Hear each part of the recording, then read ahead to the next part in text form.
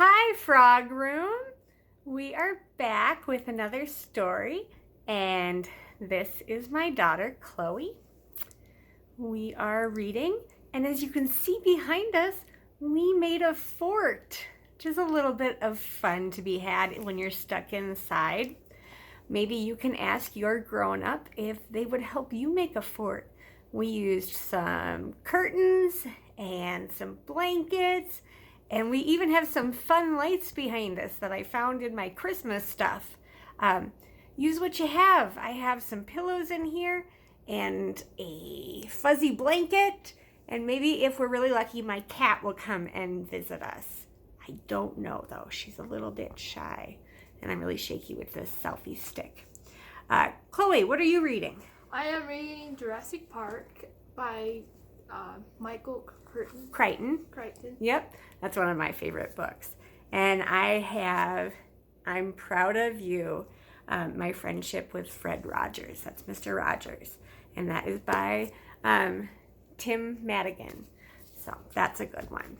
But because you're here now, I'm really excited to share one of my favorite stories from when I was a little girl. And it's called Prince Cinders by Babette Cole. I'm going to pass the selfie stick to you, Chloe, because I think you're a lot better with it than I am. So here we go. I have Prince Cinders by Babette Cole. I'm actually going to stop this video for a second so that Chloe can get herself situated. We have Prince Cinders by Babette Cole. Babette Cole is the author. Name of the story is Prince Cinders. So Babette Cole is both the author and the illustrator. Do we remember what the author does?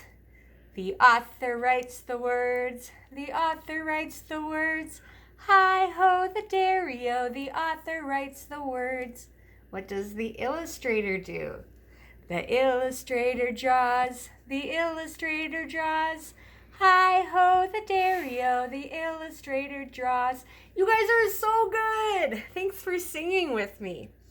Now, what part of the book is this? This is the front of the book. Very good. What is this here? This is the back of the book. You can tell something fun's gonna happen. Look at this, it's a giant gorilla in a swimsuit. I wonder what the story has in store for us, huh? What part of the book is this? This is the spine of the book. You guys have spines too. It's in the middle of our back. That's that bony part. That's our spine. Okay, and now this whole part of the book is called, all together, we have the front, the back, and the spine. This is the cover of the book. We have to be nice to the covers of our book because that's what keeps the whole book together. Okay, so we have Prince Cinders by Babette Cole.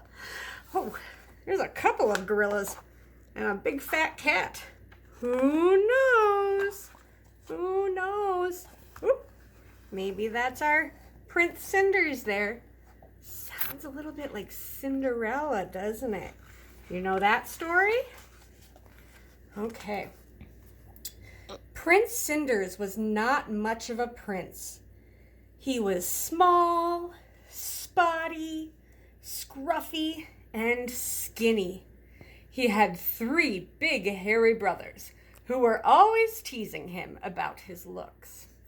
That's not very nice, is it? They spent their time going to the palace disco with princess girlfriends. They made poor Prince Cinders stay behind and clean up after them. It's just not very nice. When his work was done, he would sit by the fire and wish he was big and hairy like his brothers. One Saturday night, when he was washing the socks, a dirty fairy fell down the chimney. It's our little dirty fairy. All your wishes shall be granted, cried the fairy. Ziz boom, tic-tac-ta, this empty can shall be a car.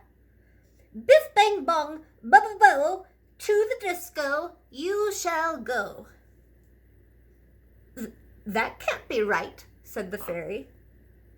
What's wrong with this car here? Yeah, that's right. It's a little small, isn't it? Toe of rat and eye of newt, your rags will turn into a suit. Drat, thought the fairy. I didn't mean a swimsuit. Your greatest wish I'll grant to you. You shall be big and hairy too. What do you think's going to happen? What did we see on the back of the book? Prince Cinders got big and hairy, all right. Oh, no. Rats, said the fairy. Wrong again. But I'm sure it all wears off at midnight. Oh, no. How's he supposed to go to a dance like this? Prince Cinders didn't know he was a big hairy monkey, because that's the kind of spell it was. He thought he looked pretty good. So off he went to the disco. The car was too small to drive, but he made the best of it. What is he doing there? He's using that car like a roller skate. But when he arrived at the Rock and Royal Bash, he was too big to fit through the door. Oh no, where's Prince Cinders? He's peeking in through the window. He decided to take the bus home. A pretty princess was waiting at the stop. Huh, when's the next bus? He grunted. She said, eek. He went, ooh, ooh. The princess thought, oh, luckily midnight struck and Prince Cinders changed back into himself. Ding! The princess thought he had saved her by frightening away the big hairy monkey. Wait! She shouted, but Prince Cinders was too shy. He even lost his trousers in the rush. Oh no, he lost his pants. The princess was none other than the rich and beautiful Princess Lovelypenny. She put out a proclamation to find the owner of the trousers.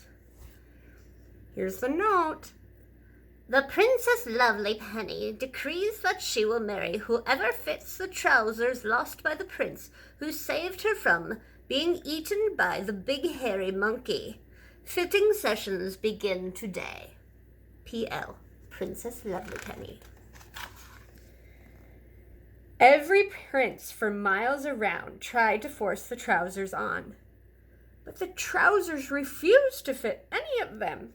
Look how silly this is. They're all standing around in their underpants. It says, beware of the dragons. Some dragons there.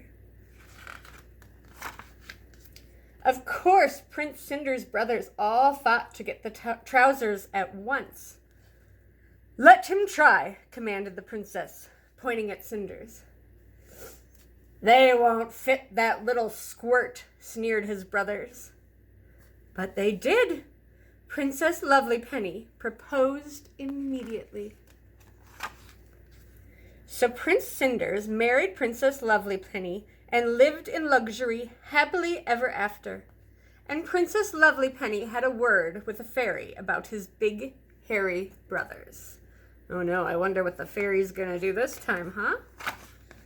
Whom she turned into house fairies, and they flitted around the palace doing the housework forever and ever.